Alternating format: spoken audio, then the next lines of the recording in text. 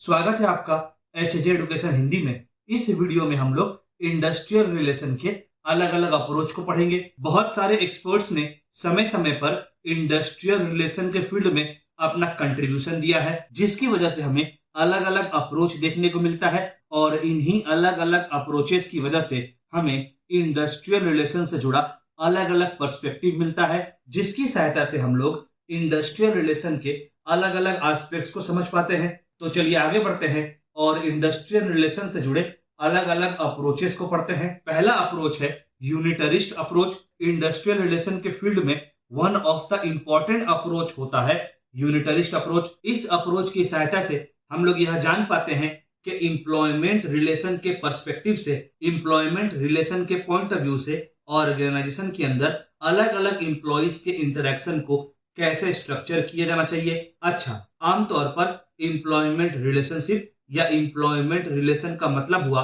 जब कोई व्यक्ति इंप्लॉयर के अंडर रेम्यूनरेशन के बदले काम करता है, तो ऐसे ऑफिशियल अरेंजमेंट को इंप्लॉयमेंट रिलेशन या इंप्लॉयमेंट रिलेशनशिप कहते हैं। यहाँ यह कहने की आवश्यकता नहीं है कि काम करने के दौरान कामकाज से जुड़े शर्तें भी, कामकाज से जुड़े टर्म्स एंड कंडीशंस भी लागू होती हैं। यूनिटरिस्ट अप्रोच यह मानता है कि ऑर्गेनाइजेशन के भीतर एक ही अथॉरिटी का सोर्स होता है और सारे कर्मचारियों को और मैनेजमेंट को मिलजुल कर काम करना चाहिए, एक कॉमन गोल के लिए काम करना चाहिए, एक कॉमन लक्ष्य के लिए काम करना चाहिए। यूनिटरिस्ट अप्रोच के कुछ प्रिंसिपल्स होते हैं, तो चलिए उन प्रिंसिपल्स को पढ़ते हैं। पहला है सिंगल अथॉरिटी। यूनिटरिस्ट अप्रोच का मेन आइडिया है कि ऑर्गेनाइजेशन को एक सिंगल अथॉरिटी के अंदर ऑपरेट करना चाहिए, एक सिंगल अथॉरिटी के अंदर काम करना चाहिए। अथॉरिटी टॉप मैनेजमेंट के पास हो सकता है और टॉप मैनेजमेंट को सीईओ, चीफ एग्जीक्यूटिव ऑफिसर या कंपनी का ओनर रिप्रेजेंट करता है। इस अप्रोच के अनुसार मैनेजमेंट का डिसीजन और एक्शन ही अल्टीमेट अथॉरिटी होता है और इंप्लॉइज को अपने इंटरेस्ट को ऑर्गेनाइजेशन के गोल के साथ जोड़कर देखना चाहिए। मतलब इंप्लॉइज का इंटरेस्ट और ऑर्गेनाइजेशन का गोल एक होना चाहिए। अगला, कॉमन गोल। इस अप्रोच के अनुसार मैनेजमेंट और इंप्लॉइज दोनों का कॉमन गोल होना चाहिए, दोनों का एक ही गोल होना चाहिए और उस कॉमन गोल को अचीव करने के लिए मैनेजमेंट और इंप्लॉइज को एक साथ मिलकर काम करना चाहिए। कॉमन गोल का एग्जांपल मान लीजिए, आने वाले क्वार्टर में ऑर्गेनाइजेशन चाहती है कि उसका सेल्स 30% बढ़ जाए, तो फिर इंप्लॉइज का भी गोल होना चाहिए आने वाले क्वार्टर में ऑर्गेनाइजेशन के सेल्स को 30% बढ़ाना। आगे, इस अप्रोच के अनुसार कॉमन गोल इंडिविजुअल इंटरेस्ट से भी बड़ा होता है और इंडिविजुअल इंटरेस्ट के तुलना में ऑर्गेनाइजेशन का सक्सेस को प्राथमिकता मिलनी चाहिए। अगला, कोऑपरेशन। यह अप्रोच वर्कप्लेस में कोऑपरेशन और कोलैबोरेशन पर इंफेसिस करता है। आगे, यह अप्रोच डिस्प्यूट और कन्फ्लिक्ट को हानिकारक मानता है और डिस्प्यूट और कन्फ्लिक्ट्स को कम करने पर इंफेसिस करता है। इंप्लॉइज को एनकरेज किया जाता है कि वे मैनेजमेंट के साथ ओपनली कम्युनिकेट करें और यदि कोई डिफरेंसेस है भी तो उसे सॉल्व करें। अगला, रोल ऑफ मैनेजमेंट। इस अप्रोच के अनुसार मैनेजमेंट विजन, गोल्स और स्ट्रेटजीज को सेट करने के लिए रिस्पॉन्सिबल होता है। अगर इस अप्रोच की माने तो मैनेजमेंट को उदार होना चाहिए और मैनेजमेंट को चाहिए कि वे इंप्लॉइज को सक्सेस के लिए गाइड करे। अगला, अगर इस अप्रोच की माने कि ऑर्गेनाइजेशन के अंदर अलग अलग इंटरेस्ट ग्रुप्स हो सकते हैं, हर एक व्यक्ति का अपना यूनिक पर्सपेक्टिव या ऑब्जेक्टिव भी हो सकता है।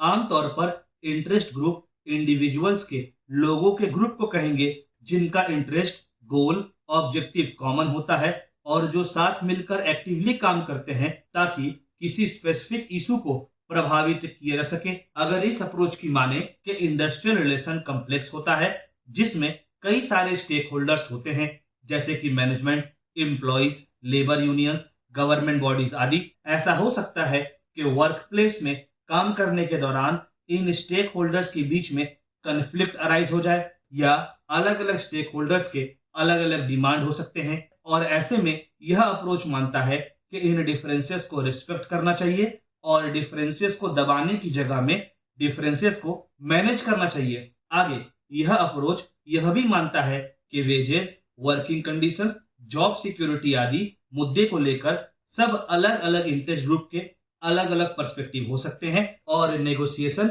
या जरूरत पड़ने पर कॉम्प्रोमाइज करके इन डिफरेंसेस को दूर किया जा सकता है। अगर इस अप्रोच की माने, लेबर यूनियन को लेबर के या वर्कफोर्स के इंटरेस्ट का उचित रिप्रेजेंटेटिव माना जाता है और लेबर यूनियंस कलेक्टिव बार्गेनिंग में बहुत इंपॉर्टेंट रोल प्ले करता है। इस अप्रोच में लेबर यूनियन के पास यह राइट होता है कि वे इंप्लॉइज के बिहाफ में नेगोशिएशन कर सकते हैं ताकि इंप्लॉइज को फेयर, इक्विटेबल और प्रॉपर वर्किंग कंडीशन मिल सके और इंप्लॉइज को काम के बदले प्रॉपर वेजेस और बेनिफिट्स मिल सके। यह अप्रोच कलेक्टिव बार्गेनिंग और यूनियनाइजेशन के इंपॉर्टेंस पर एम्फेसिस करता है ताकि एम्प्लॉयमेंट रिलेशनशिप में पावर से जुड़े इम्बैलेंस को रिड्यूस किया जा सके। इसके अलावा यह अप्रोच थर्ड पार्टी इंटरवेंशन और इंडस्ट्रियल रिलेशन के रेगुलेशन में बिलीव करता है। यह अप्रोच यह मानता है कि कन्फ्लिक्ट को दूर करने के लिए गवर्नमेंट बॉडीज जैसे कि लेबर डिपार्टमेंट और लेबर यूनियन न्यूट्रल आर्बिट्रेटर के रूप में काम कर सकते हैं। इस अप्रोच के अनुसार लेबर लॉज और रेगुलेशंस को इन्फोर्स करने के लिए गवर्नमेंट का रोल इंपॉर्टेंट होता है ताकि फेयर और बैलेंस्ड इंडस्ट्रियल रिलेशन को मेंटेन किया जा सके। अगर इस अप्रोच के की प्रिंसिपल्स की बात करें तो इस मॉडल के प्रिंसिपल्स कुछ इस प्रकार होंगे। पहला, एसोसिएशन। यह अप्रोच मानता है कि एम्प्लॉइज का राइट होता है कि वे यूनियन को ज्वाइन करें और बाकी इंटरेस्ट ग्रुप को ज्वाइन करें। अगला, कलेक्टिव बार्गेनिंग। यह अप्रोच कलेक्टिव बार्गेनिंग पर एम्फेसिस करता है जिसमें एम्प्लॉइज एम्प्लॉयर से एम्प्लॉयमेंट से जुड़ा टर्म्स और कंडीशंस को डिस्कस कर सकते हैं।